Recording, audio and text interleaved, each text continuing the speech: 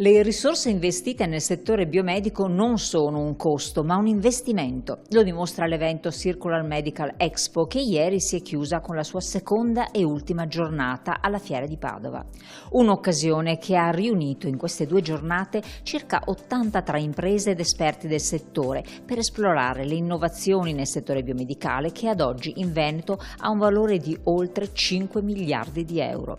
L'obiettivo della manifestazione, organizzata da diversi enti del territorio, tra cui Venice Promex, è quello di far conoscere l'evoluzione dell'industria biomedica che è messa a servizio di tutti noi. Di mettere insieme i ricercatori, gli innovatori, le aziende con i cittadini, perché di fatto quello che sta succedendo è un'innovazione eccezionale dal punto di vista tecnologico, però i sistemi sanitari faticano a far accedere i cittadini a questa innovazione tecnologica. Addirittura nel nostro Servizio Sanitario Nazionale c'è una crisi di accesso anche ai servizi tradizionali, figuriamoci a quelli innovativi. Per cui dobbiamo affrontare tutti insieme, cittadini, pazienti, professionisti, manager, politici, operatori, questa problematica per cercare di dargli soluzioni concrete.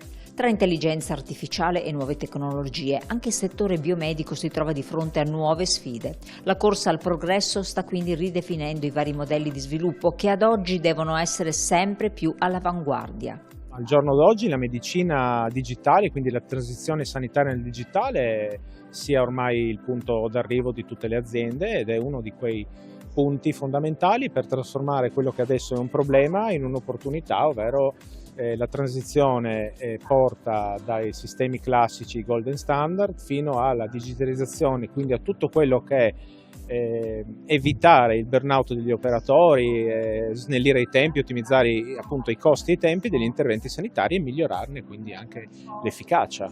L'evento non riunisce solo professionisti italiani ma anche internazionali. Ben 32 buyer esteri sono stati infatti presenti alla fiera per analizzare e scoprire il futuro della ricerca scientifica.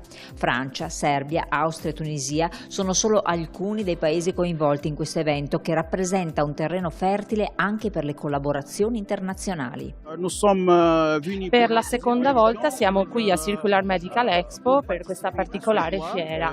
In particolare noi siamo dei dirigenti della Tunisia e grazie a questa fiera collaboriamo spesso con anche aziende italiane per appunto instaurare dei partenariati molto significativi anche per le nostre aziende.